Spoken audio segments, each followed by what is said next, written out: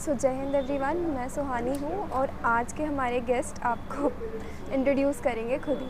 तो सर, हमारे व्यूअर्स आपका इंट्रोडक्शन जानने के लिए बहुत इंटरेस्टेड है।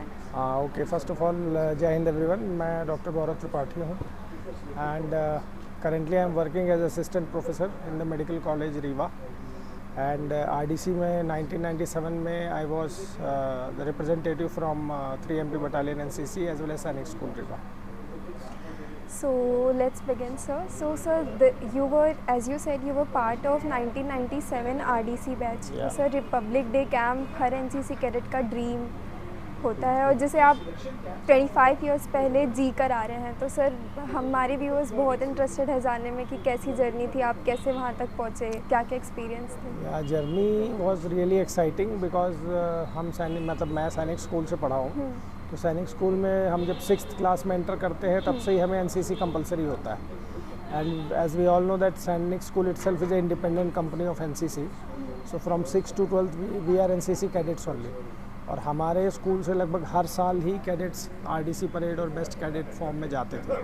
तो हम अपने सीनियर्स को देखते थे तो उससे भी हमें इंकरेजमेंट मिलता था एंड जैसे जैसे हमने अपने सीनियर्स को देखा और देन उसके बाद हमारे जो स्कूल के अंदर सिलेक्शन प्रोसेस था उसमें जब हम क्वालिफाई हुए सो उससे भी हमें इंकरेजमेंट मिला कि हम अपने स्टेट को रिप्रेजेंट करने सेंट्रल उसमें जा रहे हैं। देन उसके बाद हमारा टाइम टू टाइम कैंप्स लगते थे, जैसे सागर में हमारा कैंप लगा, देन भोपाल में हमारा कैंप लगा।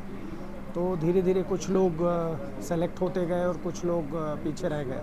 बहुत लंबा प्रोसेस होता है आरडीसी। तो जैसे जैसे हम सिलेक्शन की ओर नज़दीक जाते जा रहे थे उससे हमारा मोराल और हाई हो रहा था and the best part was because it was a first and the biggest experience कि पहली बार हम अपने स्टेट को नेशनल लेवल पे रिप्रेजेंट करने जा रहे थे और किसी भी एनसीसी कैडेट के लिए that was one of the highest awards like he can achieve in the NCC life. Sir, आपका मोड ऑफ एंट्री क्या था? Rajpath, guard of honour? Mode of entry हमारा राजपथ था एंड बेस्ट कैडेट के लिए मैंने भी फाइट किया था because but as we know that best cadet can be only one. So हमारे ग्रुप में some other person was best cadet, लेकिन being from junior division NCC and from Sainik school I also fought for best cadet. So best cadet में हम वहाँ qualify नहीं कर पाए but Rajpath में मैंने रिप्रेजेंट किया था।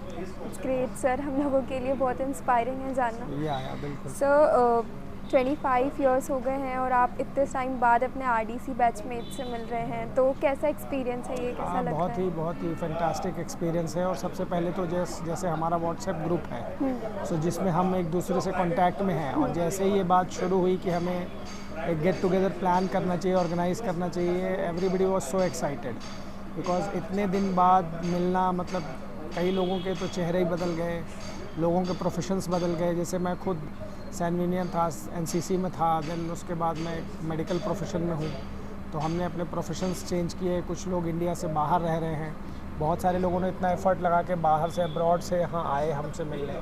So that was a fantastic experience and it should be actually continued. हमें एक्चुअली इस तरह के ट्रेंड्स कंटिन्यू करने चाहिए। Sure sir. सो जैसा कि आपने बताया कि आप जब उस एज में थे तो आप डिफेंस एस्पिरेंट थे, सैनिक स्कूल में थे, फिर after a very long journey अभी आप मेडिकल प्रोफेशन में हैं, तो इसमें एनसीसी का कोई कंट्रीब्यूशन है जो आपको लगता है? यस, एनसीसी का बहुत बड़ा कंट्रीब्यूशन है। मैं एक्चुअली हमेशा से एक डिफेंस एस्पिरेंट था। मैंने नेशनल डिफेंस एकेडमी का एग्ज़ाम भी दिया था, आई क्वालिफाइड ऑल्सो। एसएसबी में I was rank all India, rank 6th in SSB, but because of some medical problems I could not qualify at the last.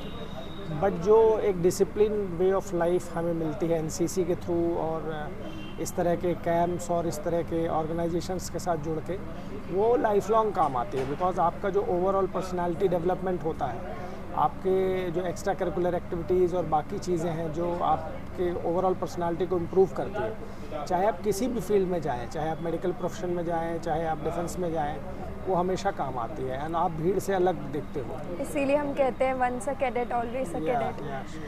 सो फिर हम कुछ पर्सनल क्वेश्चंस करते हैं। जैसे आरडीसी में आप लोग की जो बैच थी उसमें जैसे बहुत सारे मोमेंट्स होते हैं, कुछ से हमें बहुत प्राउड फील होता है, कुछ फ़नी मोमेंट्स होते हैं, तो कुछ ऐसा एक्सपीरियंस जो आप शेयर करना चाहेंगे? हाँ, बहुत सारे ऐसे मोमेंट्स हैं, मतलब जैसे कई बार जब हम कैंप्स में टेंट्स में रहते थे, कई बार बारिश हो जाती थी एंड फिर रात के समय अचानक बारिश हो गई और हम सो रहे हैं, तो उस पूरी सिचुएशन को टैकल करना, भाई हमारे पास दो ऑप्शंस है, या तो हम हाथ पे हाथ धरे बैठे रहें या अपने आप को इनकरेज करें, उसको एज ए फन हम ले लें। और सर रगड़ा तभी भी होता था, हमेशा होता था, डड्डू चाल होती थी, रगड़ा होता था, कई बार लंच के बाद नींद आती थी लेकिन सोने नहीं मिलता था बिकॉज इमिडिएटली हमें परेड करना होता था, है ना। देन उसके बाद जो हमारे यूनिफॉर्म्स वगैरह के सिलेक्शन होते थे, कभी किसी का कोई यूनिफॉर्म छोटा है, कोई बड़ा है, कहीं कोई इशू है, छोटी छोटी चीज़ें हैं, जूते चमकाना है बैठ के बिकॉज उसमें कहते हैं कि चेहरा दिखना चाहिए, इतना जूते चमकना चाहिए, तो ये सारी चीज़ें एक पार्ट है and that is a part we should actually enjoy.